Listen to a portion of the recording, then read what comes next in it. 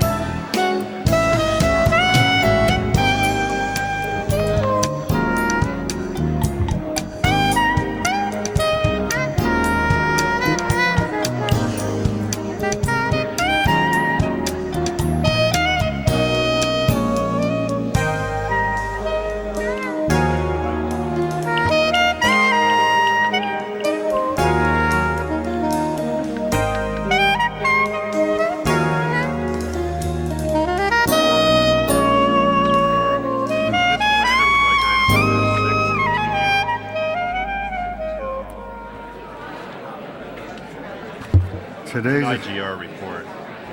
She'd like to have it referred to her committee in the interim.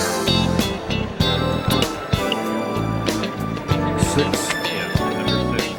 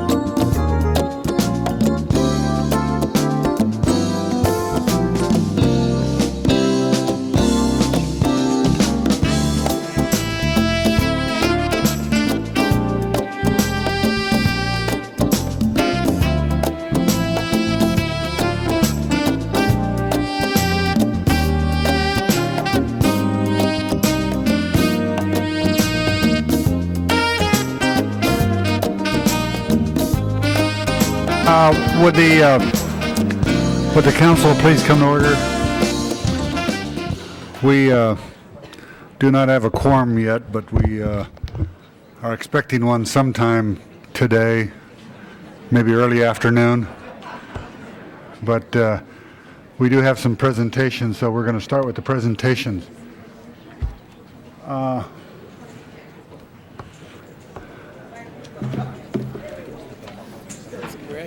My understanding that, well, Cindy, why don't you make your presentation? Well, Ms. Misakowski?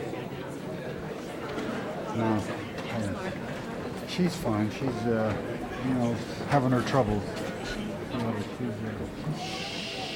tough. Thank you, Mr. President. I would like to invite the people up here who are involved in the Fred Anderson tribute to join me around the podium. Mr. President, members of the council, and Mr. Mayor as well. As we are looking at the holiday we are going to be celebrating on Monday, the Martin Luther King birthday, and I think just on Wednesday we had the information about the Days of Dialogue, and something that has been very fruitful that has been put forward in memory of Dr. King. I am here today to honor a group of people who I hope will be joining me. I would like everyone who is here in honor of this to come up. And this is honor of Fred Anderson. And tomorrow, Saturday, a memorial tree will be planted in Fred Anderson's honor on Martin Luther King Boulevard. And to commemorate Fred's accomplishments, the council has invited Fred's mother, Janet, to accept the council tribute and recognition on his behalf. This resolution is being presented to Janet, Fred's mother, to express the city's gratitude for all of what Fred did, particularly in this action. The planting of the memorial tree and the presentation is made in continuing recognition of what Fred's contribution was and to the success of the Martin Luther King Memorial Tree Planting Project that began on January 13th, 1990, 9 years ago. This memorial tree planting was then and is still the largest one-day tree planting. Over 400 canary pines were placed along 7 miles of the boulevard named for Dr. King. The Martin Luther King Tree Planting Program, as it is popularly known, was the first living memorial to Dr. King and is still the largest and still ongoing.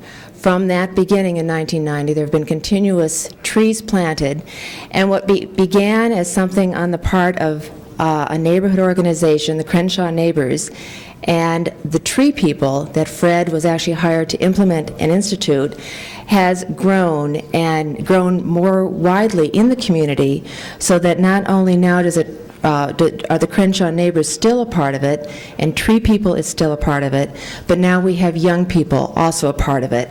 So it's a regenerating living memorial, not only in terms of the growth of the trees, but the growth of the community and the growth of the people who are participating.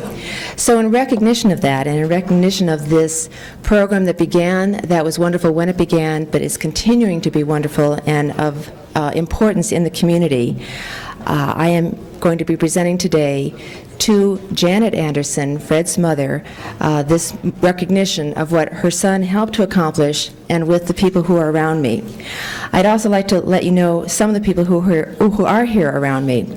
And we have Eudora Russell, of the Crenshaw neighbors, who participated in this, was there in the beginning, and has continued. And Eudora doesn't know this, but we also have a certificate to recognize her and thank her for doing this. And if she had known we were going to do this, I don't think she would be down here today. And we also have Teresa Sams, who is an important part of this community and this activity. And Teresa has been involved with special education students and has gotten them involved. So now this is truly a community effort, a student effort, and an activity that truly has taken on a life of its own, not only in the community, but in the trees that are being planted. So members of the council, I hope you join with me in this presentation. First, to Janet Anderson, on behalf of the wonderful work that Fred has done, both in real activity out there on the street and symbolically in terms of what this memorial means, the tribute in the community, the tribute to Dr. King, and it's one of the best examples of this kind of program that we have. So Janet? Thank you. Thank you very much.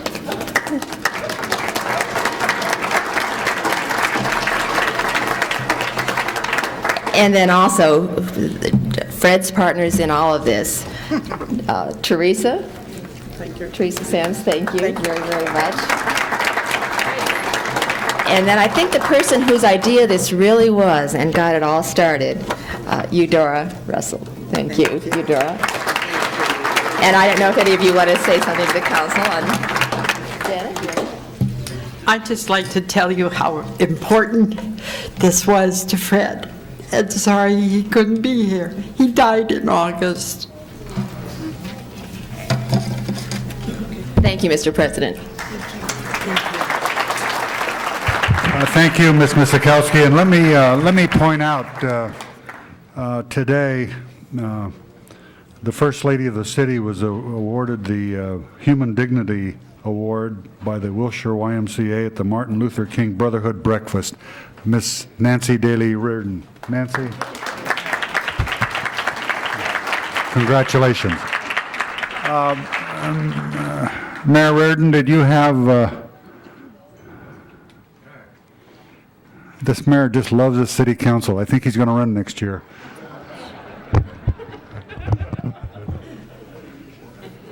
If we could fight a district for you, Dick. Right. Well, thank you very much, John. I don't know whether to be happy or sad, but I understand that the city council is going to come to a screeching halt in the months ahead because you're losing your most valuable resource, Diane Titus. Is that accurate, Mr. President? We expect that to happen very soon. But I'm here this morning to introduce a very special friend of mine, a very special friend of the city, Lillian Salen, who is here to donate on behalf of the Sam Yorty family his what they call shadow boxes, special medals that he had received as he traveled throughout the world. And I think, as everybody said, that Mayor Sam, the one thing he did, anytime he left LA, he always came back with another great new friend of our city. So at this point, I'd like to introduce my good friend, Lillian Salen.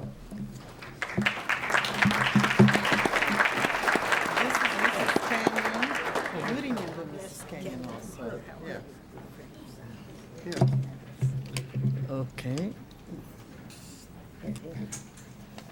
I have one question. Why you keep this place so cold? We are freezing. It gets hotter as we go along. Mayor Reardon, members of the City Council, I'm here on behalf of our late Mayor Sam Yorday. One of his requests was instruction to donate the City of Los Angeles his collection of medals from the various foreign countries. He wanted to be displayed in the City Hall. On behalf of the Mayor Yorday, now I present the collection of the City of Los Angeles. Also, I would like to add something. Mayor Yorday is the one who brought the city together. Eileen knows better than I do most of it. Well, I serve as one of his commissioners for the City of Los Angeles, and he Talk into the microphone. started the Sister City program, as well as brought Los Angeles into focus as an international city. Before it used to be thought of the Southern California and Los Angeles area as Hollywood. He brought it as an international city, and he started many trade missions, and I think he did a great job for bringing all the countries and the cities together. Thank you. I'd like to ask City Clerk Mike Carey to come up and officially accept these medals on behalf of the City of Los Angeles. Mike?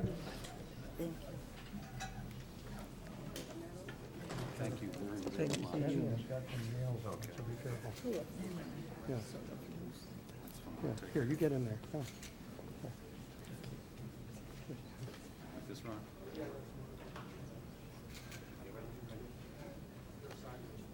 I know. Give me a break, Butcher. Thank you. Thank you very much, Mr. President. Thank you, Mayor. And thank Mrs. Chick, do you have a presentation?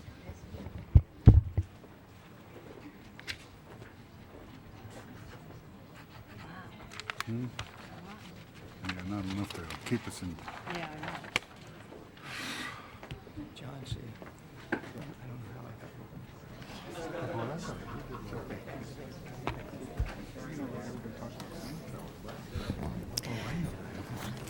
Where's Larry? Do you want to come up and show me how you feel?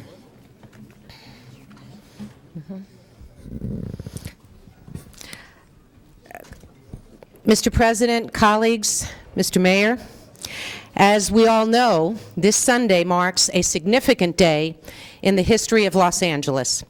5 years ago, before most of us were even awake, a devastating earthquake struck our city.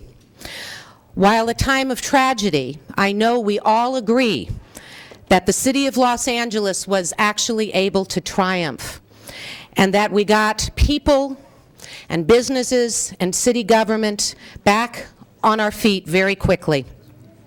My district, which suffered more than $400 million in damage, benefited from the never-forgotten assistance of Shell Oil Company, whose representatives are here at my side today. Close to $1 million worth of very important goods and items were not only donated by Shell Oil, but they sent up a tent in the parking lot of my district office and were there by our side almost round the clock for week after week, helping to hand out needed materials and products and supplies to the many people in need. Thanks to Shell, victims had blankets and water, food and flashlights, warm words, and kind deeds. I've asked Larry Turner, who was the point person there working in the trenches, and his colleague, Burke Albelda, to join me here today, since they were with us through so many days and so much difficulty, so that I could again point out the amazing corporate citizenship that Shell Oil showed this city. But I've also chosen to highlight them for another reason, because the kinds of things that they were distributing are exactly the kinds of items that all of us need to have readily at hand to be prepared. because we cannot yet predict earthquakes, and the best defense is to be prepared right now and always. I've brought with me some samples of what I encourage everyone to have in their car, in their homes. For instance, here is one of the very compact kinds of kits that has all kinds of medical supplies and other needed items that each and every one of us who owns and drives a car should have in that car. Thank you. This is the kind of satchel that everyone should have in a very safe and handy place in their home. Canned goods, water,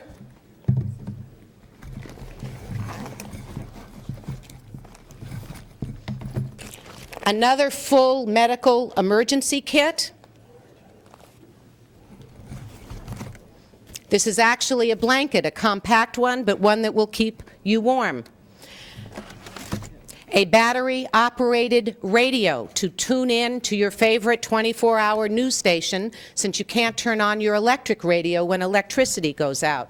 And if you have children, there are earthquake kits, especially for children, that have things like books and crayons, etc., to keep kids occupied and busy at times when adults are needing to deal with the very basic things of survival. In one of these pockets, of course, are the ever-needed batteries and a variety of other good ideas. Finally, battery-operated flashlight. And to get all of us started on our way, if you don't already have, I brought with me keychain battery-operated flashlights that I'm going to hand out to all of my colleagues and city staff behind the line here. Unfortunately, I don't have enough for everyone in attendance. I want to thank again Shell Oil and ask Larry Turner to accept this certificate of appreciation 5 years later. We have not forgotten. And to all that are watching, let's learn from history. Let's not repeat the same mistakes and be unprepared. Get the kinds of supplies that we all need to have at hand. Larry, thank you very, very much once again. Thank you. You want to say anything? On behalf of the Shell Oil Company dealers of Southern California, I accept this and I thank you very, very much.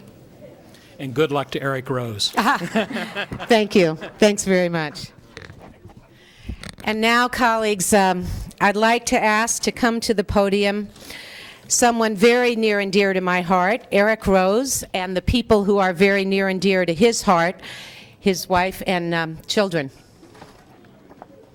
Hopefully you won't cry. It's okay. An eager young man, as well-dressed. Colleagues, once again, I'm here to share a sense of sadness and loss. As a staff member who's been at my side since before my first election, is moving onward and upward and out into the private sector. But I'm also here to share with you actually a greater sense of pride and joy in knowing, in having known and in knowing and in working side by side with this very special person. As my district director for these past 5.5 years, Eric Rose has brought me and the people of the 3rd Council District, and quite frankly, the people of the City of Los Angeles, as well as the people of the family of the City of Los Angeles, the kind of dedicated energy and focus and talent that, quite frankly, if we all had, there would not be an unaddressed problem in the City of Los Angeles. His sense of honor and his insistence on righting whatever he sees as a wrong are unsurpassed. And those of you who have worked with him, even if he's been on the side that is not your side, I think you have been left with a sense of begrudging respect and admiration for this special young man. Besides age and gender, in many ways, Eric and I are very different. We both knew that when he came to work for me as someone wanting to be on my staff team. And it is exactly because of those differences and because of our shared dedication in trying to make things better that I think we have mutually helped each other to grow and change, and especially to expand our perspectives and to take in different points of view. The other members of my staff, many of whom are here, along with me, have long ago grown to love and respect Eric Rose, and we're going to very much miss having him every day at our side. But he and his new employer, one of the prestigious public affair firms in Southern California, we are hard at work trying to figure out whether it's a walkie-talkie or some more modern form of technology that we are going to attach to this guy to make sure that our ongoing connectedness in working with each other stays intact. I know that there are some other people who want to say some special words about Eric, and I'm going to ask I think it's Deputy Chief Moore, to come up and join me before I present the certificate to Eric and allow him to say a few words. Deputy Chief Moore. Thank you so much. It's absolutely my pleasure to be here and represent Chief Bernard C. Parks and the men and women of the Los Angeles Police Department as we say farewell to Eric Rose.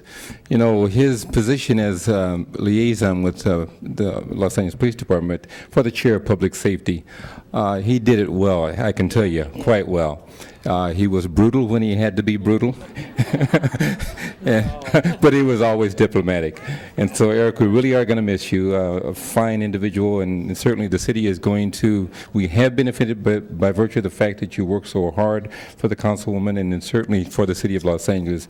And the police department, I think, is better because of you, too. So thanks much, Eric. I couldn't agree more. Thank you. Is that for him?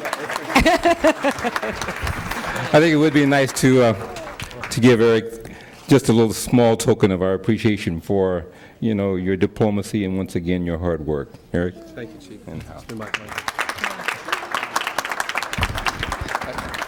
And I'd now like to give this resolution to Eric. I'm not going to read it because it's quite irreverent and shares a lot of the insider fun and jokes that my staff and I have all shared with Eric.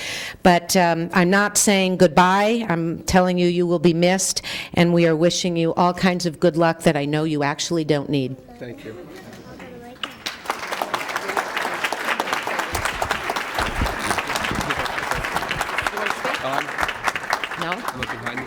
He's a behind-the-scenes guy and humble at that. And so at this point, I say thank you to all of you, and we'll go in the back now.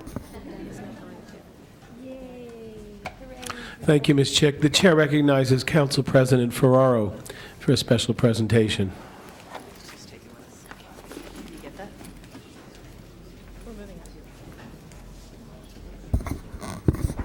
Mr. President, members of the council, where's Diane Titus? Diane, would you please come here? Members of the council, I think you realize that we're losing a very valuable part of the city council today when we lose Diane Titus, who is, for some strange reason, wants to retire at an early age. Let me just point out some of her accomplishments in her career in the city of Los Angeles. She began her legendary career in the city of Los Angeles on June 4th, 1964, as a clerk stenographer in the mayor's office of urban development. While there, she was promoted to administrative secretary, whereas Diane Titus was promoted to administrative assistant and worked in that capacity as a community development department and the Public Works Bureau of Street Maintenance, and then promoted to the staff assistant of the Board of Public Works. Whereas Diane Titus finally found her true calling when she was promoted to legislative assistant in March 1984 in the office of the city clerk, where she bravely, let me say that again, bravely accepted the position as minute clerk for the city council. Bravely?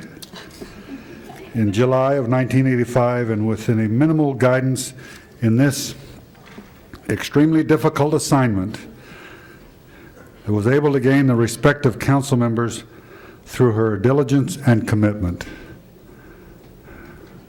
I didn't know it had to be bravely, but whereas Diane Titus assured the council procedure were revised and modified in the compliance with the new state law in 1987, and she established herself as one of the most knowledgeable employees in the city clerk's office, whose counsel was sought by management, officials, council members, and especially the president of the city council, with a resource specialist of all aspects of legislative process.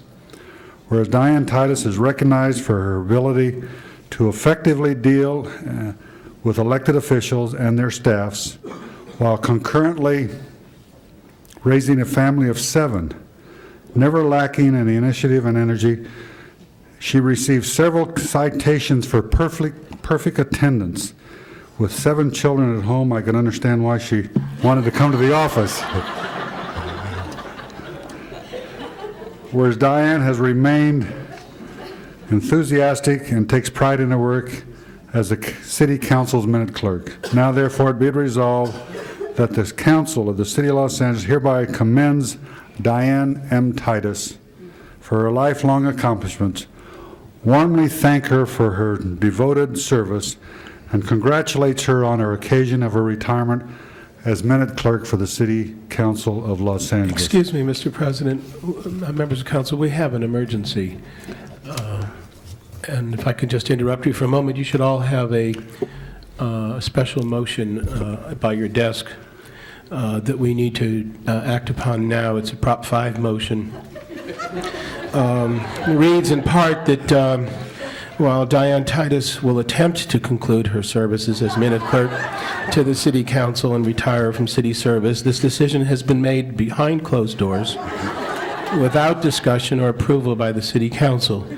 It was made without consideration of the hardship it's going to impose upon council members who've become dependent upon her style and direction and patience and perseverance. And I think that this act of apparent disregard in stripping the council of its stabilizing forces is unacceptable and leaves us no alternative but to take immediate remedial action. Therefore, I move that the council exercise its authority while it still has it, pursuant to City Charter, Section 32.3, to take jurisdiction over the action taken by Diane Titus relative to her separation from city service, and further move that upon assertion of jurisdiction, the City Council, by unanimous vote, hereby rescinds Ms. Titus's intended departure and imposes a moratorium on further consideration of such action until such time as the terms of office expire for all current council members.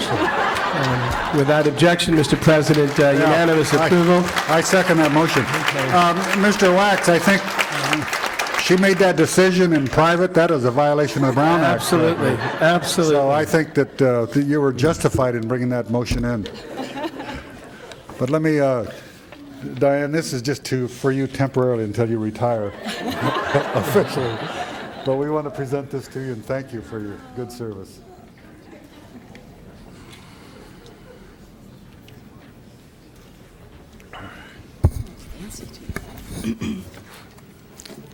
I don't know if council can act yet. I don't think you have a quorum. Speak for yourself. You have no voice anymore.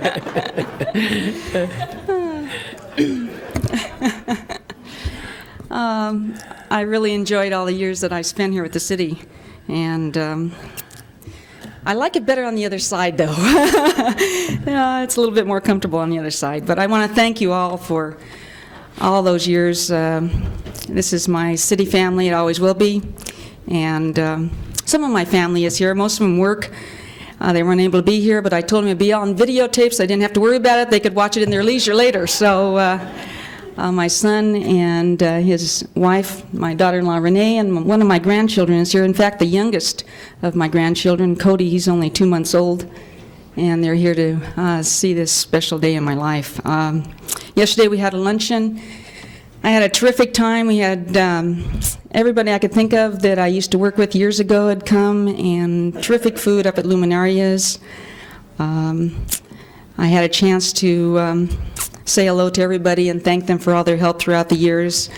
The staff here is here today to encourage me to stay, but they're reluctant to let me go. They're sitting in the audience. I'd like the staff that's given me the support all those years to stand up.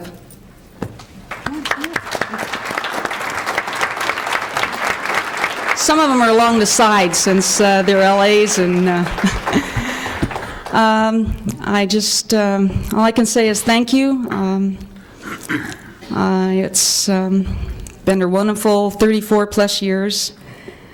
I'll never forget it. I'll cherish it. Although I don't have Channel 35 on my TV set, I may miss that portion. I'm going to miss council chambers, especially the old council chambers where I grew to love so much. And President Ferraro, he's so sweet. And what can I say? It's been a rewarding career. I'll cherish it all my life, and I want to thank you all for everything you've done for me and been so understanding and patient when I've told you, you couldn't introduce that because it was a violation of the Brown Act. Thank you very much. Yeah, certainly. Members of the council, I just want to confess that some of those rulings that I've made are at the suggestion of Diane, and I'm going to miss that. So I may be on my own, but I asked her if she taught the Conrad and Maria the way she was able to give me good advice. I hope they can do the same thing. Thank you, Mr. President. Thank you, Jim. Godspeed. Godspeed to you, Diane. Mr. Alatorre, do you have a presentation? The chair would like to recognize Councilman Alatorre for a special presentation.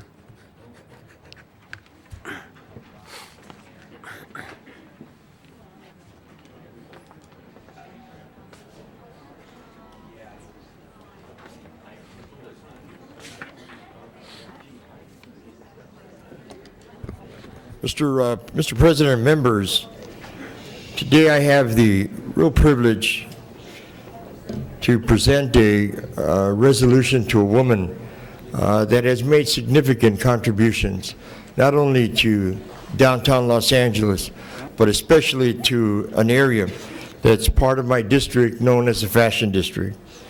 During the time that I have represented this area, I have seen the industry not only grow, but flourish. And at one time, it was an area where there was a mass exodus, or a proposed mass exodus by many in the fashion industry because of the fact that they were having difficulty as far as safety was concerned, as far as the cleanliness of the area and the like. Mary Ann Giblin has been the executive director of the Downtown Property Owners Association, and probably more than anybody else has helped develop the business district known as the Fashion District, got it funded. It's probably one of the most successful business districts in the entire city of Los Angeles. Over the period of time of her leadership, it started with 52 blocks and it has increased. Last year we brought in a motion to increase, and the city council passed it to increase the size of the business district. She is truly a leader. She started the business improvement district, and that now has a budget of over almost $3 million.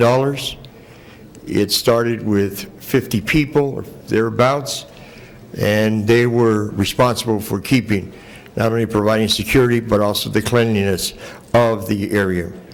And if you go there today, not only can you just marvel at how beautiful it is, how safe it is, and I think that it is really a direct result of a woman that is tenacious, a woman that will take no for an answer. In no uncertain terms, she tells you no, but she's always had the best interest of the city of Los Angeles. And I remember having conversation with several members and several businesses in the area, wondering whether in fact the business improvement district was the answer. Stan Hirsch and others felt that that was the direction that we had to move in. And as a result of that, and as a result of the stewardship of Mary Ann Giblin, the business district, the first in the state of California that's property-based and property-owned based, has served as a model for other business improvement districts, not only here in Los Angeles, but throughout the state of California. So at this point, I'd like to make this presentation to a woman that has contributed so much to the beautification of downtown Los Angeles, done so much to increase the awareness about an area that is so vital to the economy of the city of Los Angeles. And I'd like to make this presentation to Mary Ann Giblin for the work that she has done to make the city that it is, again, even greater. And I'm sure that I speak for every member of the Fashion District that has benefited as a result of her stewardship during the time that she served as the head of the Business Improvement District for the Fashion District. Mary Ann, congratulations. Well, Richard, thank you very much. That's great. Thank you. All right, Mary Ann. Here, you want to give me a picture? Yes. Got it? Thank you. Thank you. Thank you, Councilman Alatorre. Without your assistance, the Fashion District never would have come to be. And without the teamwork of the community and council in recognizing how hard this work is, this would have never come to be. I'd like to recognize the folks that really helped make this a reality, and some of them are here today, and that's some of our board of directors who also stuck by us. If you could just give us just stand up for a moment and wave thanks. Thank you very much. It's been a very gratifying time with the Fashion District, and I'm grateful. I'm grateful to have had the opportunity to work with you all. Goodbye. Thank you. And I'm not going to be making the presentation of the resolution, but I wanted to acknowledge the teamwork of a group of people that best exemplifies what can happen when everybody makes a decision to come together for what I believe to be an extremely meaningful project. This past November, along with representatives of the beautiful state of Jalisco, Mexico, we had the privilege to inaugurate the first ever Mariachi Plaza in the city of Los Angeles. It is a dream that I had for many years, and it was a dream that came true this past November. It is an effort on the part of people in that community, and if you have seen it, it's on corner of Boyle and East First Street, and it is the home of so many of the greatest musicians that love, I consider, the greatest music, mariachi music. This is a tradition that evolved over many, many years, and all of them at one time or another would stand around Boyle hoping to be employed for a party, for a dance, or for whatever festive occasion that would come up. And this architectural jewel that for generations to come will be able to enjoy the beauty of it could not have been possible if it hadn't been for the work and the tireless work of people from the city of Los Angeles, city employees from MTA, volunteers who came together after a meeting that we had in no uncertain terms that we wanted it to be completed. And it was a project that would have normally taken probably 18 months to 2 years, and they put it together in less than 1 year.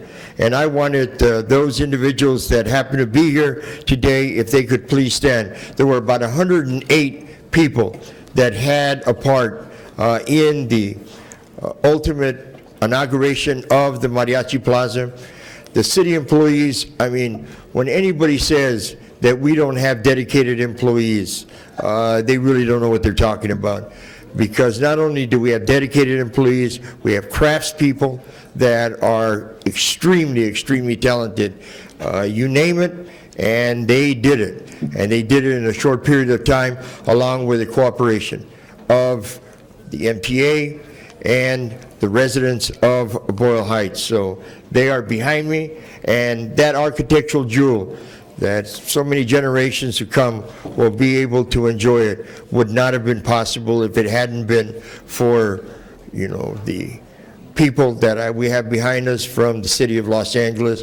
And I just want to just acknowledge them for the work that they did, and I thank all of you for the beauty that all of us will be able to enjoy for many, many years. Thank you very much.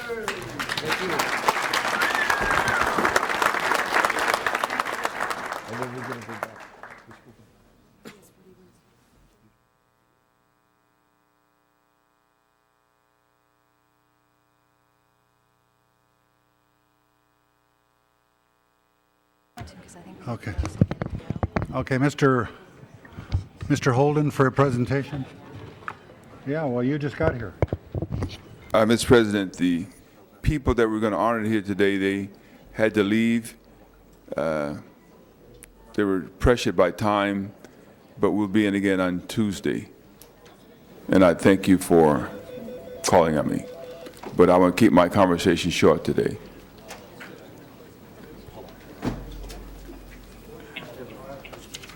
Special, suspend the rules to allow you to do it on Tuesday, Nate.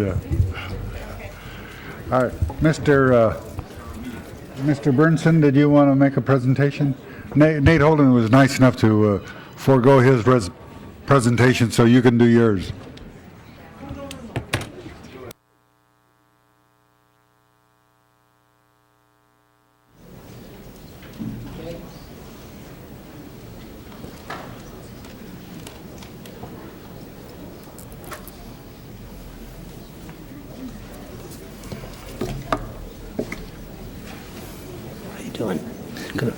You're going to do it, huh? Gonna do it. Mr. President, members of the council, for the years that I've been here, I never knew what TK stood for before today. But I can tell you now that TK Prime stands for Thornton Chemies. Is that right, Chemies? Yes, sir. Prime. And I'm just going to read a little bit of it here, and I'll talk about the rest of it. He was born in Chicago, Illinois, was raised in Chicago and Tucson, Arizona, graduating from Catalina High School in Tucson, graduate at the University of Arizona, and he began his career with the Bureau of Public Works as a civil engineer in June of 1966. TK has been somebody that I've had the pleasure of working with on numerous issues that involve transportation and planning. And he's been a very, very solid, important part of our city family. We could rely on his diligence, upon his good advice, and I think that that's something that we're going to miss, but we want to wish him the very, very best in his retirement. You don't want me to read all this, do you, TK? No. Okay. I just want to say that I personally appreciate everything that TK has done and the efforts he's put in behalf of our city. He's never been too busy to meet with us when we needed to discuss an issue that we thought was important or we had some questions. He's not been one to soft soap a development application and glance over it. He's protected us and various council members in the city by pointing out the things that we needed to know about that, and I really appreciate that. So TK, it's with great appreciation on behalf of the city that I give this resolution to you, and we're going to miss you, but we wish you the very best in your retirement. Would you say a few words, please? Yes. Thank you very much, Councilman Burnson and members of the council. 32 and a half years ago, I came to the city of Los Angeles. My objective was to work for the best, and I don't think I've ever been disappointed. It's been a pleasure and an honor, and often a challenge, to work for all of you and for the citizens of Los Angeles.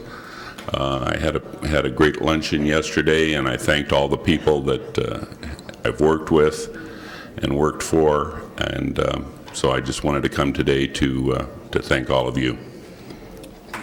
Sorry, I couldn't be there this week. That's all right. I'm going to take some pictures of that.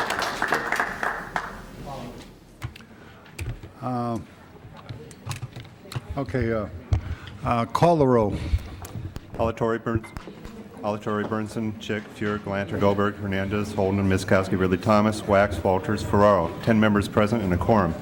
Okay, members of the council, this is a meeting of the City Council for the City of Los Angeles on the 15th day of January 1999. There are 15 council districts in the city.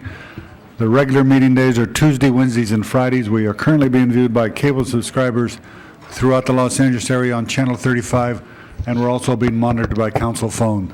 So the first order of business. Approval of minutes. All right, Ms. Miskowski moves, Mr. Hernandez seconds. There's no objections, unanimous vote. We do have some items to be continued, so can we do those? Item number 6 is a request to be continued until February 5th, 1999. Yeah, and as requested that go in the meantime, go to Commerce, Energy, and Natural Resources Committee. If there's no objections, that will be the order. Item 6. Item 8. Item number 8 is requested to be continued till February 2nd, 1999. If there's no objection, that will be the order. Item 25, request to be continued to February 17th, 1999. Item 25 until February 17th. There's no objection, that will be order. Item number 28, continued to January 26th, 99.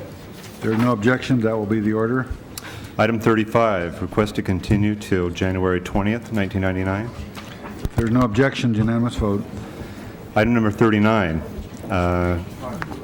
confirmation of city official. Request to be continued till January 19th, 1999. If there's no objections, unanimous vote. Item number 45, request to be continued till January 20th, 99.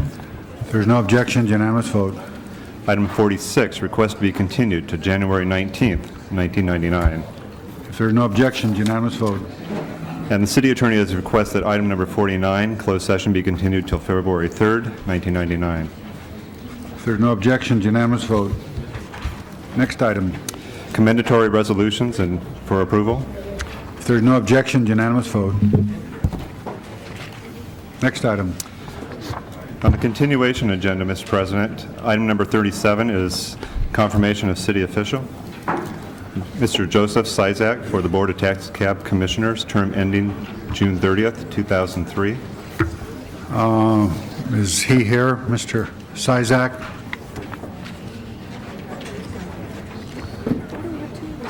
Item 37. Yes. Mr. President, I'm present. My name is Joseph Chiswick. Chiswick? Yes. Come and take the center table here. We need a motion. Mr. Wax moves on this item. Any discussion? If not, prepare the roll. Tabulate the vote. 10 ayes. Mr. Sizak, you've been approved. We want to thank you for serving the city. Thank you, Mr. President. Okay. Done? Done. Forthwith on that. Yeah. The next item. Item number 38, confirmation of city official, Ms. Carol L. Newman to the Board of Tax Cap Commissioners for the term ending June 30th, 2001. Is Ms. Newman here?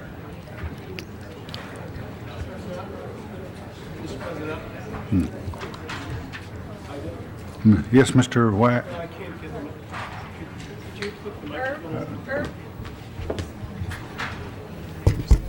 Yes, Mr. President, I don't know if Ms. Newman is here, but she has served this city as a commissioner before, and a distinguished commissioner, and I would move unanimous approval of this. Okay, is there any discussion?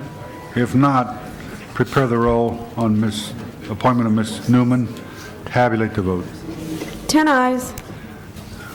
That is approved, and we'll send that forthwith. Next item. Item number 19 is a closed session to hold on the desk with item number 50. Okay, we'll hold that on the desk. All right, next item. Item number 20 on the continuation agenda. What about one? Oh, item 20 is a,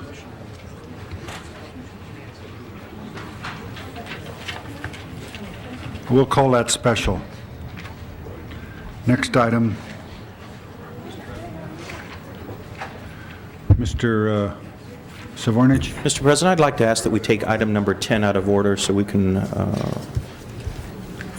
confirm in order that the gentleman can get on with their business. Item number 10, that's, And I would like to speak on the item, Mr. President. there's no objections. Item number 10 is before us. Mr. Savornich? Yes, Mr. President, if we could ask Mr. Seaton to come forward to the center table. Mr. Keller is joining him.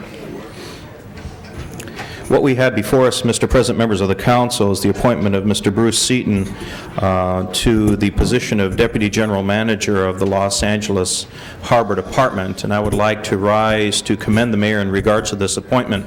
Mr. Seaton is a native of the harbor area, being a resident of Wilmington, graduate of Banning High, has worked his way up through the ranks on almost a 3-decade career with the Harbor Department, has been involved with every major capital construction project of the harbor, and I believe that the team that we now have before us, the team of Keller and Seaton, will really take the Los Angeles Harbor Department to new heights as we work to continue to be the greatest port complex in the United States and not the world. I highly commend the mayor on this appointment. I was very appreciative of the mayor with the appointment of Mr. Keller, and now with Mr. Seaton, I think we have a real can-do team here, Mr. President. I would ask for a unanimous vote. We have two good guys sitting here at the table, and I'm very, very pleased to see Mr. Seaton sitting there now with Mr. Keller. Thank you, Mr. Savornich. We have item number 10 before us. Prepare the roll. Tabulate the vote. 10 ayes. Forthwith. That is approved forthwith. Thank you. Thank you very much, Rudy. Okay. Thank you. Okay, the next item. Items number 1 through 7, items for which public hearings have been held. Except item number 6, we have cards on numbers 1, 3, and 7. Okay, 1 through 7, and these are, public hearings have been held. We have people that do want to be heard, but unless I hear a motion for a public hearing, we will not have a public hearing, so. Any specials by council members?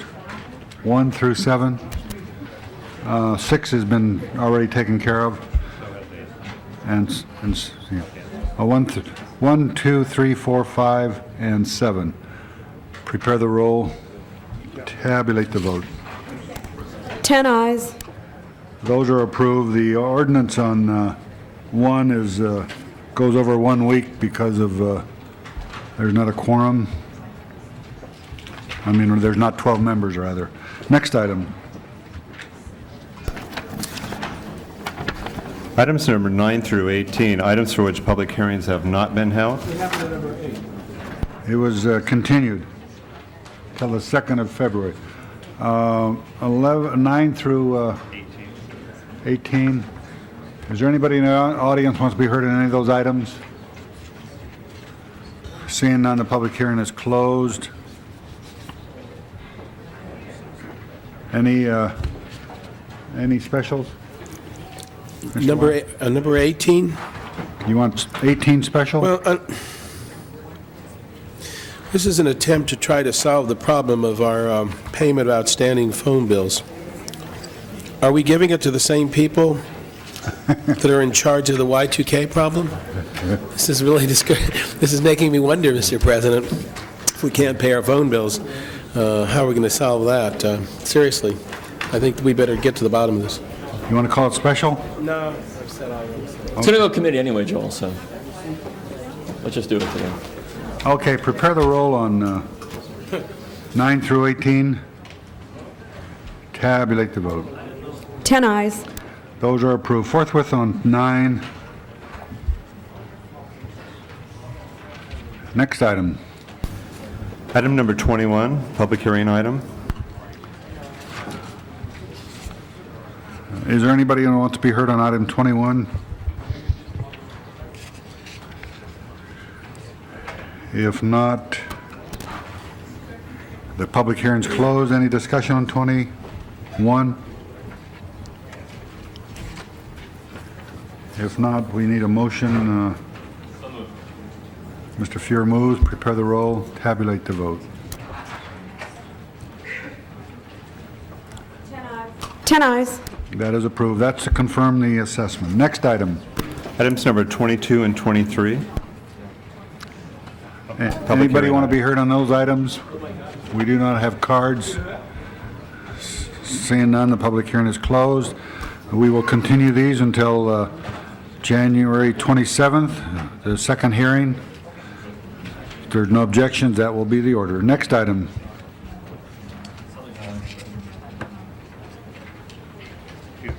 Item number 24 is a Caldera application in Council District 2. Mr. Wax? Is there an urgency on this? If not, I'd like to, I don't have my staff report. Time limit, January 21st. All right, then can we continue this until Tuesday? Tuesday's the 19th? Okay, thank you. Okay, there's no objections. Item 24 will be continued until the 19th of January. Next item. Items number 26 through 32, with the exception of 28. Are there any special by council members? Any special by council members? If not, prepare the roll. 26 through 32. Tabulate the vote. 10 ayes. Those are approved. The ordinances will go over 1 week because, again, ordinances to pass on the first reading must have 12 members present, and it has to be a unanimous vote. We do not have 12 members today, so it'll automatically go over 1 week. Next item. On the continuation agenda, items number 33 through 48, public hearings have not been held, with the exception of 35, 39, 45, and 46. Those were already acted on. All right. Anybody want to be heard on any of those items? 33 through 48. We have no cards. Seeing none, the public hearing is closed. Any specials by council members? 36 is called special. 33 is called special. Any other specials? If not, prepare the roll on 34 through 48 with the exception of 35, 36, 37, 38, 39, 45, 46 has been continued, and 47, 48. Tabulate the vote. Hello?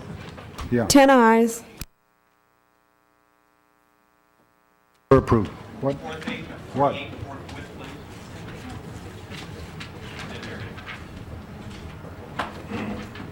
Oh, we did it. Okay, the next item.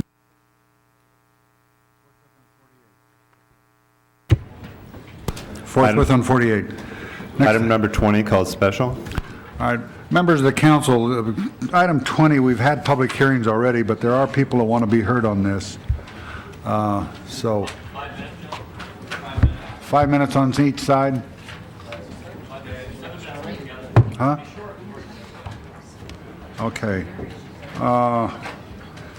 We're going to have 5 minutes on each side, so if there's this particular spokesperson that wants to be heard, would you come forward? For those opposed to this item? Item number 20, are you people listening? Does anybody want to be heard in opposition? Well, who's going to be the spokesperson? Come forward. We have 5 minutes. What is your name? Mike Delaney. Okay, Michael Delaney. Thank you for letting me speak today. There's an important issue that needs to be raised about item 20 before it comes to vote today. The DWP report on health risks and fluoride removal systems that was requested in the Chick-Gallender amendment has only recently been completed by the DWP and has not been presented to the CENR committee. The City Council should delay voting on whether to award a 6-year contract for fluoride chemicals until after the City Council has thoroughly reviewed this important DWP report on health risks. Because this DWP report on health risks has not been completed and not available for rebuttal or comment at the time of the CENR's public hearing on the issue, a motion should be put forward by the Council to hold another public hearing on this issue. This matter also casts doubt on the City Attorney's letter signing off on the legality of the City Council and DWP's procedures. The City Council may wish to consider requesting a final approval from the City Attorney regarding exposure to potential lawsuits on this.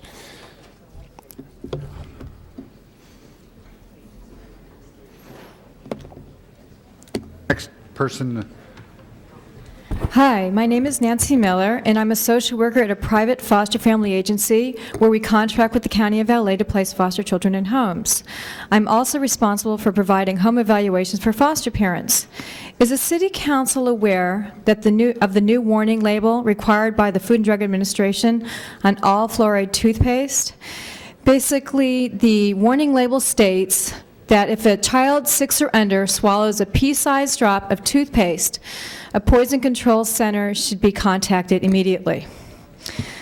Because of this warning, I am required by state law to have my foster parents put their toothpaste, their fluoride toothpaste, under lock and key, along with their Drano and other toxic chemicals under the kitchen sink.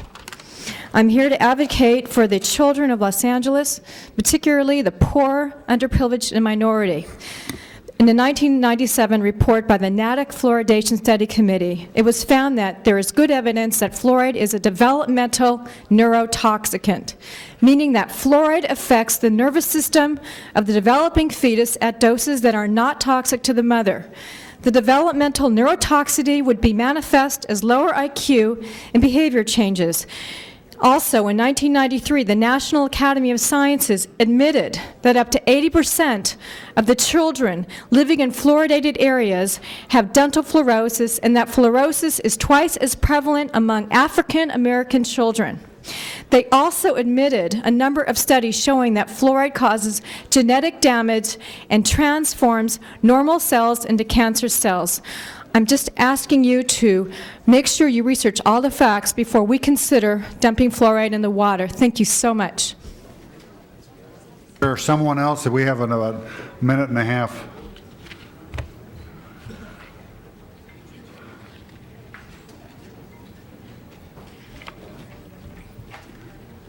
You're giving me a minute and a half?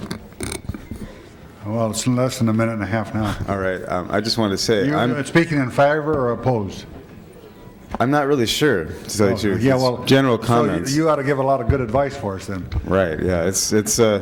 I've seen a lot of evidence against fluoride as a kind of a general poison. What is your name? Brian Hutchings, Yeah. Santa Monica, and I'd like to say does Santa Monica have fluoride in their water? No, Oh. but we get DWP water in part. No, you don't. Along with the well water, yes, we do. And I just want to know what is positive about fluoride. Supposedly it does, topically, You're supposed to tell us why you want it or do not want it, but not to ask us to tell you why you want well, it. there are a lot. I've seen lots of problems with fluoride, and the only thing that's good about it is that it topically prevents cavities, and that's about it. As far as dental health in general, it is not very good. But I would like to see if there's something good about it as far as the water supply, like maybe it kills germs in the water supply. But that's all. I don't think you should really have fluoride in the water system. Okay, thank you. Now we have 5 minutes for those in favor. Can we have some spokespersons? Good morning, ladies and gentlemen. I'm Dr. Tim Collins, the Dental Director for Public Health Programs and Services with the Los Angeles County Department of Health Services. I'm also chairperson of the California Fluoridation Task Force. As the public health dentist for the County of Los Angeles and as a representative of LA County's health officer, Dr. Jonathan Fielding, I urge the council to approve this item so that the Department of Water and Power can adjust the naturally occurring level of fluoride in the water supply that's there already to a level that will prevent tooth decay for all the citizens and residents of Los Angeles. I would like to point out that fluoride has been studied and restudied since 1945. Every Surgeon General of the United States since 1945 has endorsed water fluoridation. I have in my possession a letter from the current Surgeon General of the United States, Dr. David Satcher, applauding the City of Los Angeles for the progress that the city has already made towards bringing fluoridation to its residents. I would also like to submit to the council that Los Angeles is the only city in the country of over 1.5 million people that does not fluoridate its water supply.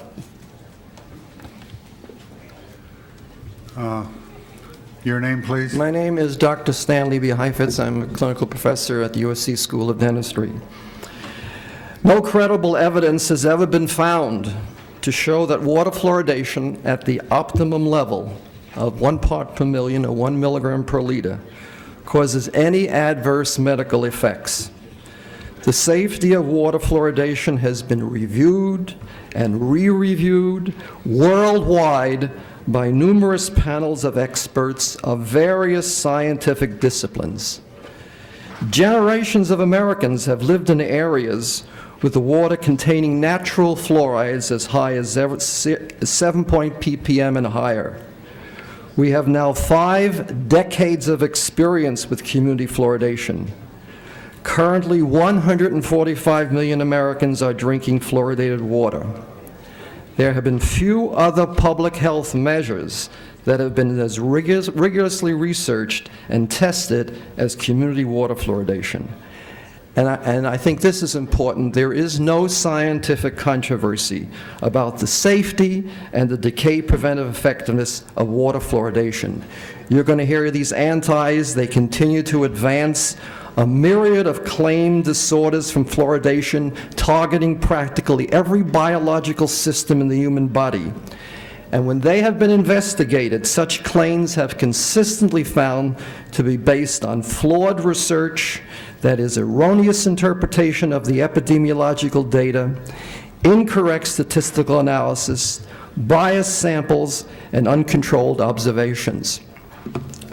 The FDA recently had made that claim that you heard was purely a bureaucratic statement. It had nothing to do with the toxicity of fluoride, and they're concerned about its misleading effect that you've heard.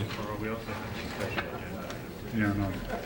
Okay, your name? Good morning. My name is Dr. David Nelson. I represent the California Department of Health Services. And I would like to congratulate you, to salute you, and to let all of you know on the council that the California Department of Health Services enthusiastically supports the voluntary fluoridation of the city of Los Angeles. Thank you. Okay. My name is Dr. Howard Pollack. I'm from the University of California, San Francisco, clinical professor in San Francisco. We've had the water fluoridated since 1954, and we have an absolute safety record. And more than 60% of the United States population is receiving optimally fluoridated water. It is safe, it is cost effective, and it is effective in doing what it's supposed to do, and that is in reducing the prevalence of tooth decay. I'm here to support water fluoridation. Thank you. Time for one more. We have some people from San Rafael. Maybe they should.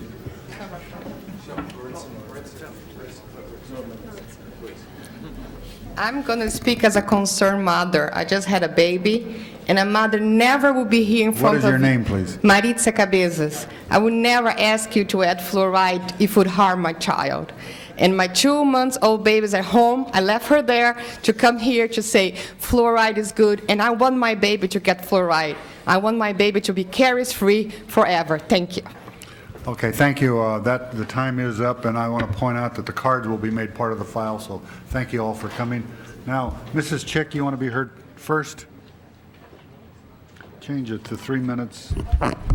Yes, Mr. President, simply to say that I have been aware that a response and the kind of thoughtful and thorough response and then discussion of that response to my request for discussion about the downsides and the negatives and things that have been raised by members of the public in speaking to us is something that has just finally been done.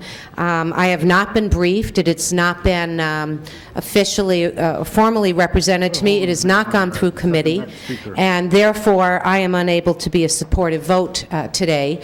And I really think that all of us should join with me. I would like to ask for this decision to be delayed and to allow that report to go through committee and come back to council, at which time, if my questions are answered satisfactorily, I would be able to be supportive. But I think we need that kind of report, and I appreciate the second, Mr. Holden. Okay, Mr. Holden. Mr. President, members, I'm witnessing what I consider to be, and I'm not going to attack anyone, a deceptive tactic. And for that reason, I'm very glad that Ms. Chick is going to send this back to committee so we can get all the findings associated with the health defects that are caused by this impurity. You weren't born with fluoride in your system. They're going to put it in. It's an impurity. And an excessive amount can, in fact, have an adverse effect on your system. The doctor stood up and he said, if you have an optimal amount of fluoride, it has not proven to have an adverse effect on your system. What if it's excessive? What if they put too much? What if you tritate the water and you discover that this is an excessive amount? Then how do you unring the bell or make sure the damage that was caused by this excessive amount of fluoride does not have an adverse effect on your system? And they're saying it's good for children. Well, I don't think most of us around are not children anymore. And if you really want fluoride, if you think it's that good and the parents want it, then buy a bottle of fluoride water, fluoridated water. Buy it and give it to them. But I tell you, that's not the kind of water they're buying. The gentleman from San Francisco, he knows that the cancer rate is higher, have a high incident in San Francisco than you have in Los Angeles for that fact alone. More than 20 years ago, this matter came before the Health Committee when I served in the Senate. And you brought that same argument to us then. We rejected it then. You tried to slam dunk it down here. And Gil Lindsey fought for the poor people, and he killed it here because they put it in the ballot, they voted for it, against it, and they don't want it. If they don't want it, why the heck are you continue to keep pushing it? Let the people vote on it. It is an impurity. Most people in this room, I think, drink bottled water. We go out here, we drink purified water. At home, you drink bottled water. You wouldn't be drinking that fluoride water, fluoridated water. Not at all. You don't drink it. You buy bottled water for your children and for yourselves. You can afford it. Poor people can't. Stop the experimenting on the people who cannot speak for themselves. I'm not in favor of it. We'll never be in favor of it. We weren't born with it, and we're not going to die with it. We're not going to have it. Put it to a vote of the people. Mr. Alatorre. Mr. President and members, I don't think that fluoridation is the communist takeover of the city of Los Angeles. I don't think that it's going to lead to the deaths that people say that it's going to lead to. I think that you ask most sane medical practitioners as well as dentists, and they will tell you that it is not the dredge of the earth. It is not going to lead to cancer. It is not going to lead to the end of civilized society. I believe that it is something that is long overdue, and I just don't see why it is that we continue to hear from the very same people that I heard when I was a member of the legislature and said that it would be the end of contemporary society if this ever happened, and that it was a plot toward the genocide of poor people and the like. I mean, that is idiotic, that is ridiculous, and I think that we should move forward. Mr. Fuhrer. Thank you, Mr. President. I rise in strong support of item 20 and to urge its adoption. But out of respect for my colleague, Ms. Chick, who had asked for a report that had not been available to her, I'm going to move that instead of sending it to committee, that the matter be continued to Tuesday to allow Ms. Chick the opportunity to review the report, and then we can take action to promote this very important goal. But I want to say... I would second that. Yes, I want to underscore, I make that motion not to delay for the sake of delay, but literally out of respect for Ms. Chick's desire, which is very legitimate, to get information. But I want to underscore my strong support for the item even as I do that. Thank you, Mr. President. Mr. Hernandez, Mrs. Chick withdraws her motion. Mr. Just continue to Tuesday. I don't have to stand up, Mr. President. Okay. Can you? Can you? If you had fluoridation in your legs, you wouldn't have broken them. Okay, we have item number 20 before us. Huh? We're going to be put over until Tuesday. Tuesday, when do you have a committee before then? No, she's I want the report, and I will take the report home over the weekend and read it, and if my questions are addressed, then I will be able to vote for it. If they're not, I'll argue against it on Tuesday. I do want to point out that we're going to continue this until Tuesday, and the public hearing has been closed. So there's no objections, or prepare the roll on continue until Tuesday. Tabulate the vote. 10 ayes. That is approved. Okay. Mr. President, point of order. What is your point, Mr. I've Holden? only spoken once, so I have 2 times to go. Yeah. Well, that rule is not in place yet, Nate. Next item. Item number 33, called special by Councilmember Miskowski. Ms. Misakowski? Mr. President, this is a matter of a sale of some lots in Pacific Palisades in an area known as Castlemar. And I've reviewed the file, and there's some inconsistency. I have no objection to the sale, but I'm going to ask that this matter be continued and sent back to the city attorney and the Department of General Services to reconcile what the letter says. For your information, these are lots that the city purchased at $1 million and more because of houses that slid, and the city was responsible in part for some of that activity. So as we are selling these again, I think we need to be very, very cautious. And the letter indicates that these lots will be sold to adjoining owners, not to be subdivided, with all sorts of covenants on them requiring that special treatment with how water enters these properties is to be handled. But the letter actually says that there will be no development ever allowed on these properties, but the deed that we are actually creating to sell this with the ordinance doesn't say that. So we need to reconcile and make sure that the deed and any future owners of this property understand that for all time these lands and lots cannot be developed. So I would like to have this sent back to reconcile. Objections to the sending that back to Recreation? Was it what committee? For report back from the city attorney, and there's an ordinance and a deed attached that need to be modified, and it's General Services, so it'd be Information Technology and General Services Committee. So we'll just continue it, and in the meantime, it'll go back to the city attorney. There's no objection, that will be the order. Next item. Item number 36, called special by Mr. Holden. Mr. Holden called 36, but do we want to get a report from the committee first? Okay.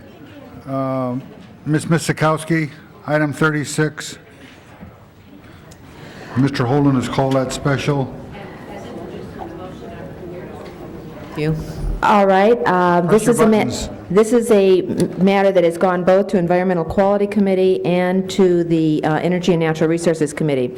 It's responding to the issue that the council had raised about how the sewer service charge is presented on people's Department of Water and Power bills.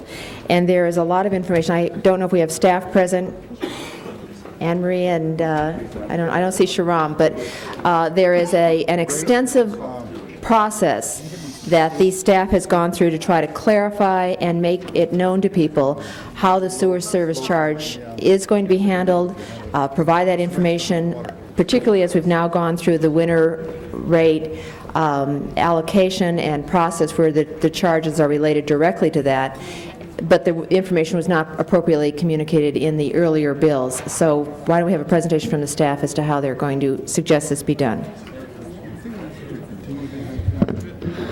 Well, Mr. President, Ms. Stokowski said she doesn't have any problem continuing this until Tuesday either, this item. Does it record? Ms. Schick, you want to continue? Yes, perhaps if I could have my turn at the mic, if that's okay, Councilmember Miskowski, before staff speaks. What's before us is the result of a motion I introduced quite a while ago after not only as a bill payer myself, but talking with many constituents and looking at our bills, realized how complicated the language was on the bill, how difficult it was to understand, and that a great many of the calls and complaints that we were getting, in fact, were not about being charged unfairly or inappropriately, but were because people were legitimately and understandably having difficulty translating what I call government gobbledygook and alphabet soup. And what we have before us is the product of quite a bit of work. It was not easy. It's a complicated kind of billing system, but we've tried to translate into understandable English on the bill, explaining to people exactly what they're being charged on, how they're being charged, so that they can more clearly understand the sewer service charge. There is no change here before us. There has been no increase, and I intend that there's not going to be one. It's the same rate since 1992. But since we have put in the more fair and equitable way of billing based on winter water use, we are now cleaning up the bill and making it easier to understand. I wish we could make it even easier, and that might be the next step, but I think staff, after a lot of work, has made good progress. And in your response now, if you could tell us when the new bills will start, and that is the problem of delaying. First of all, there's no reason to delay, and second of all, this has taken a long time, and third of all, we need approval in advance to start making the real changes on the bill appear to the public. Thank you. Word from the staff, and then I'll call on Mr. Holden, who called a special. The new bill at this time is expected to start, will be in use starting April 1st, this coming April 1st. What the bill is designed to show, each individual residential customer receives a bill that shows when, this shows them when their winter water use period, what period we used to calculate. They can go back to that billing period from the previous winter season and make sure that we've done the calculation correctly. It shows them what they're being charged on a daily basis, and then for how many days are in that billing period, so that they can see that they're basically paying, it's a level pay plan, and they can calculate for themselves that they're paying the same daily rate, and the fluctuations that they see in the bill will be because of the number of days in the bill. And it's an attempt to try and, they are complicated calculations, and this is an attempt to give more information so that they can do some of their own arithmetic and make sure that we're billing them appropriately. We've expanded to 10 lines, and we have laid it out as clearly as we are able to, given the restrictions of a very, very old computer system. Okay. Mr. Holden? Mr. President, members, I received this in the mail also, like most people who pay water bills and utility rates, DWP. This really bill tells us what you actually are charging us for water. And I think the most concerns by the public, the consumer, is why are you charging so much? And why are you charging so much for the sewer service provision in this water bill? I think that's what they're talking about. They say they pay more to get rid of the water that they receive in their homes. And really that's what they're complaining about. And just because you give us the bill and say water rates have not gone up, that's fine. But that's not answering that question, Ms. Chick, and that's why I raised, that's not answering the consumer's question. And maybe when I finish, you can do that for us, for me and the consumer, because the rates are excessive. They pay far more for the sewer service charge in many cases than they pay for the water. Pardon? Oh yeah. So that's their concern. And just because you give me a new format as to explaining our utility bills, you know, you have them all on here, That doesn't answer that, this does not answer that question. And I think until their questions are answered, the people will continue to be upset and not understand why they're paying so much to get rid of the water, the sewer service charge, more than they're paying for the water to come in. So that's where the problem is, and this bill doesn't do anything different. That check they write to pay DWP for utilities and all is still going to be excessive in their minds. Mr. Wax? I'm glad that Mr. Holden called this special, because he's right. This is very good, by the way. This is a much, much better presentation to the public of how their bill is calculated and gives them more information, and I support this. That isn't going to solve the underlying problem that the sewer service charge is higher than it should be. We'll recess. And Mr. Bernson's here. When did you have your meeting, Mr. Bernson? When was your meeting in Northridge that you hosted in the council? I believe it was July 21st. July. Yeah. Okay, this is now January. Remember the debate we had on the independent audit of the sewer service system? And the council finally said, yeah, we'll do it, but we weren't going to appropriate the money until it came back, but we'll do that when it comes back. It's now 6 months again since then, and we still don't have any independent audit. This city has refused and dragged its feet and stonewalled in the departments, in the city attorney's office. You get it to not get an independent audit of the sewer service system. And you cannot tell me that any system that's a $700 million a year system doesn't have waste in it. And this is a separate issue and a more important issue than what you're having to deal with. And I don't want us to put our unhappiness with the system on you. You're just doing your job trying to give a more accurate bill to the public. But the bottom line is, no matter how clear you make it to the public, they've got to write a check, and that check is for more money than they have to because you have a bloated system that is continuing to operate inefficiently, and now they've made some corrections, they've made some improvements, partly because of the lawsuits that have been brought against them, partly because there's been a joint labor management committee that's actually done some good things, and they should be recognized for it. But until we did what we did with the DWP, and that's go out for an independent audit that benchmarks the system against both public and private utilities across the country, and just like we did with Barrington and Wellesley with the DWP, that's what's got to be done with the sewer service system, and then make the corrections, as painful as they may be. You're going to still have people being overcharged, and no matter how nicely you put it to them, it isn't going to solve the problem. While I support what you're doing, the real issue is the bloat in that system that's got to be curbed, whether it's administrative and or operative expenses. And if this council is not willing to come to grips with this soon, then every council member deserves the approbation they're going to get from their constituents. Mr. Fuhr? I move the previous question.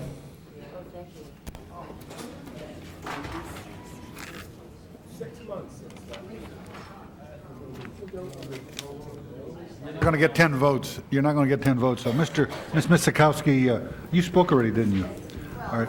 I haven't spoken. By the staff presentation, I didn't get to finish. Let me just say at this point that there is a fact that goes out with this bill, and I appreciate some of my colleagues looking at the greater concerns and the greater issue. The fact is, as this new bill says, there has been no rate increase. The sewer service charge has actually been the same since 1972, and it tells us what that rate is. This rate reflects the cost to the city for collecting and treating each HCF of sewage. It now isolates specifically the issue that I think Mr. Wax is talking about. We now know what that rate is, we know how it's calculated, and the confusion in the bill is now going to be eliminated. And it now is up to the council to discuss the kinds of things that Mr. Wax has been talking about with the sewer service charge. Where does it go? How are we doing it? How is it performing? And it isolates that. What this does is at least give people the information which has been quite difficult to discern, and that is why there is a different rate rate, there is a different charge for amount of water used and then the amount of sewer HCF charge when it's based on different calculations of water. People didn't understand that. This explains it. One is an average and one is real, and one is an average based on a previous year. So there's going to be an awful lot of discrepancy and very often inconsistency. But this inconsistency is explained. I think it's as clear as can be within the lines on the computer that are available. And I, too, compliment the staff for taking a very difficult thing, trying to break it apart into its parts, to communicate it to the consumer, and then allow the consumer to petition its government, if it would like, about what we're doing with that sewer service charge, where it goes, how it's administered and managed. But at least in the bill, I think the bill is a much better improvement from what it had been and starts to specifically set forth those issues. Mr. Hernandez.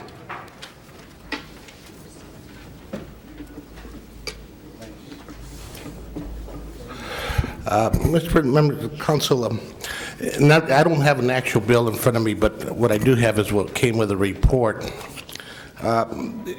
And in the report, you have these presentations depict exactly how the layout of the bill will appear. You have standard sewer service charge, and then we have medium sewer service charge, and I'm assuming they won't get both, they'd get one or the other. They would get only one. We laid out all the type, for different types of customers, they get different calculations, and that discloses all of those. And then So the customer will get only one. Then we have the minimum sewer service charge, then the low income sewer service charge under the standard bill, then the low income under the medium bill, and then the low income under the minimum bill. And then we have the sewer service charge. And in dealing with the sewer service charge, at nowhere does it discuss the rate reduction we gave those people with large lots who live in hotter parts of the city. Now, the reason I'm bringing it up is I think we as a council have created a very complicated system that has to be explained. Because the sewer service charge is a reflection of water usage, but we have a real complicated water usage formula, and it's hard to explain to people. It's hard, from my perspective, it was hard for me to explain to apartment dwellers the fact that they have to pay at a higher rate than someone that owns a big lot in a warmer part of the city. And some of my colleagues, in them representing those constituents, were able to argue very beneficial. And I think that we as a council have to take some of the blame for the complicated process we've developed, and that's what complicated our bill. In addition to that, when you're a consumer, you get a bill from the city of Los Angeles, but on that bill there's also something called a sanitation equipment charge. There's also the electric bill, there's also the water bill. We are basing some of our rates on previous usage, whether you just moved in or not, then you got to call us so that we can make adjustments. And the reality is that we live in a basin that's a desert, and water is part of our basic substance we need to survive. I'm kind of throwing it out because I think if you want to simplify the bill, what has to happen is we have to simplify our rate structure. And that's a reality. I think what this does is explain it clearer to the person who's paying for it at the rate that they're paying and the reason why they're paying that rate. Am I correct? Okay. But it only deals with one component of the bill. It doesn't deal with all the rest of it. Because you're only one department. You're not DWP. You're not anything else.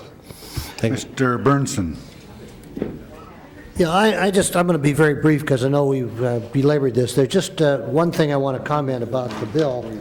We have, they're showing meter number 2 ahead of meter number 1. I think that ought to be corrected because I think people. Jack. That's number 1. I just want to re-echo some of the things that Joel said. It isn't just 6 months, members of the council. Actually, this goes back about 3 years now when Joel and I asked for an audit, if you recall, Joel.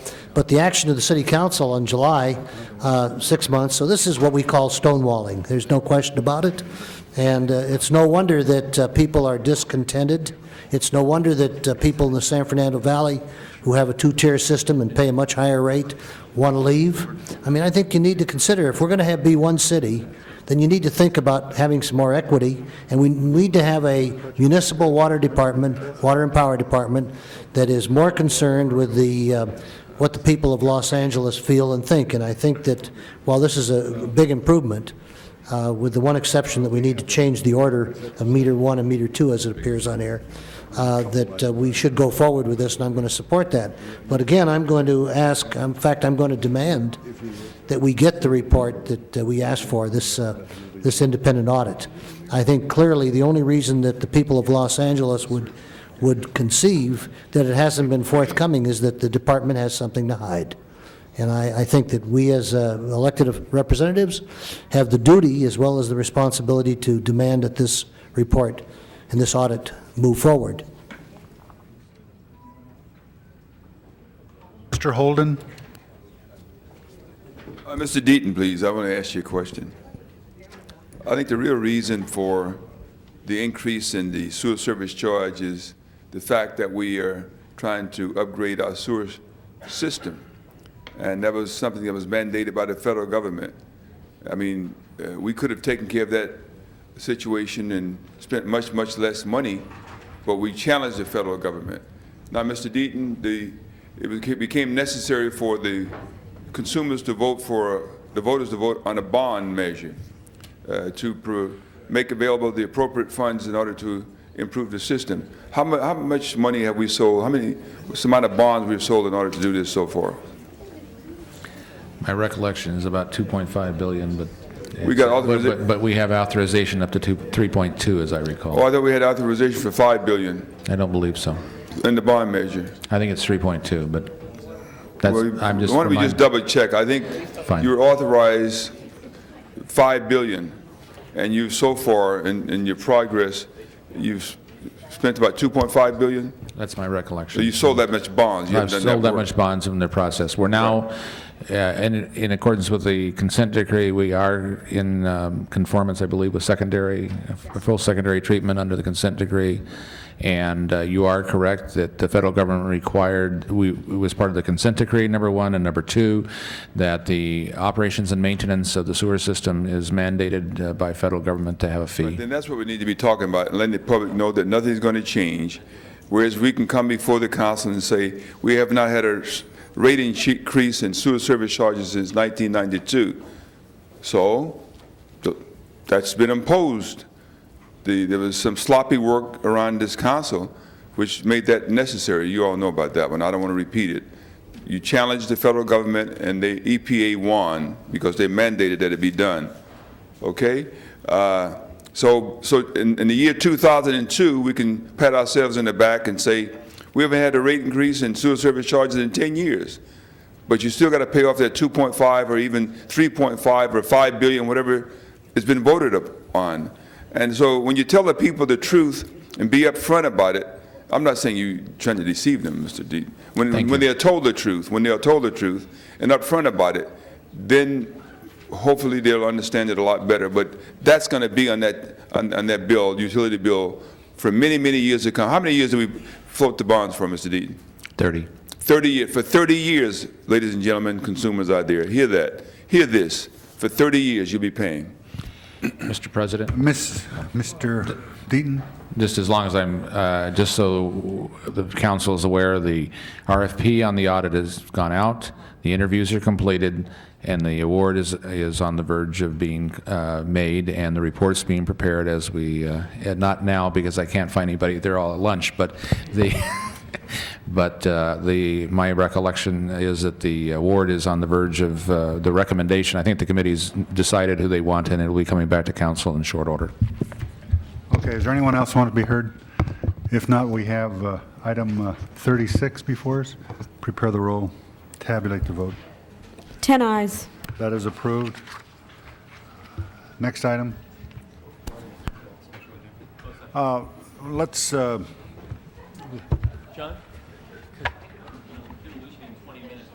huh? What? Can we do the closed session before public comment? We also have a special. Oh, we have a special. Yeah. We're going to recess the regular council meeting and go into the special council meeting. Call the roll for the special council meeting. Alatorre, Burnson, Chick, Fuhrer, Galanter, Goldberg, Fernandez, Holden, Miskowski, Ridley, Thomas, Fornes, Wax, Walters, President Ferraro, 10 members present. And Okay. The first item, the only item. Item number one, item which public hearing has not been held. Is there anybody in the audience who wants to be heard on item number 1 on the special meeting?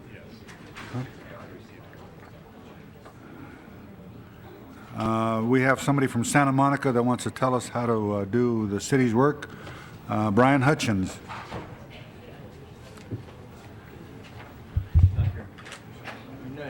Okay, that's good. So the public hearing is closed. Okay. Is there any discussion on item number 1? If not, prepare the roll, tabulate the vote. 10 eyes. That is approved. Forthwith on that, and we'll recess that, adjourn that special meeting. We'll go back to open session, regular session. We do have executive. Items number 19 and 50, executive session. Okay. Okay.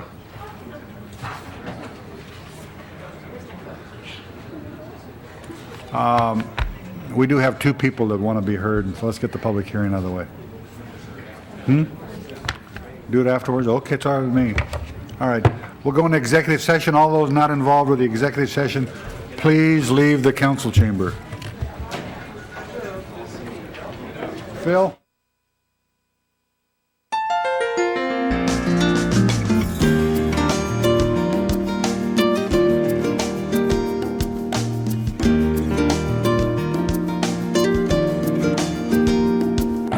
He's from La Puente.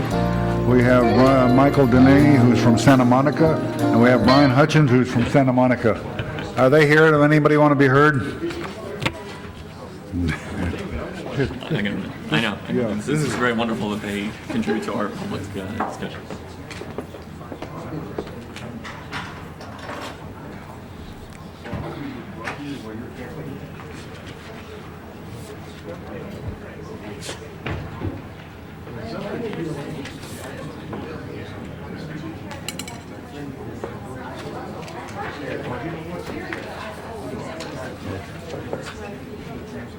Okay, we have public comment. We have Brian Hutchins,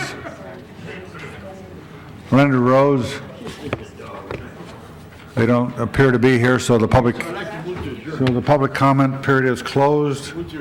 Okay.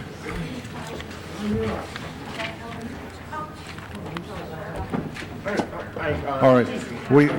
What else is before us? Motions for posting and referral. There's no objections, unanimous vote. The desk is clear. The desk is clear. We have some adjourning motions. Could everyone please stand?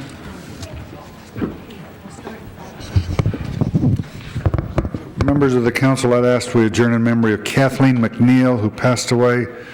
She was the mother-in-law of Lois McNeil, who worked in my office. She leaves 2 daughters and 13 grandchildren and 11 great-grandchildren. I ask we adjourn in home mercy. Mr. Burnson? No, I don't have one. Mr. Holden? I wanted to second your motion.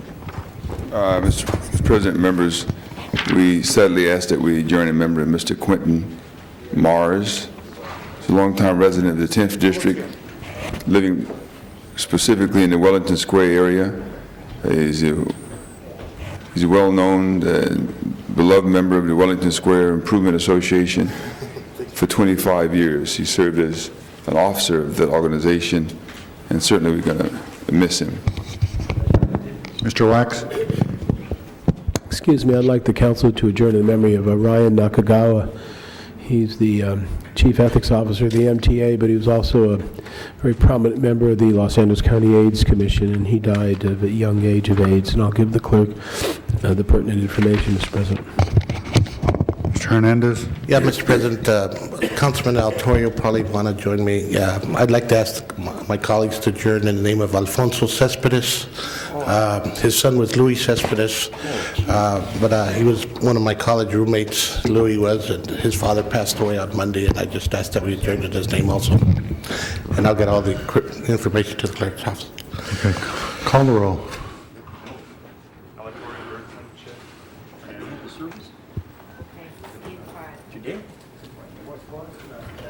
The council is adjourned.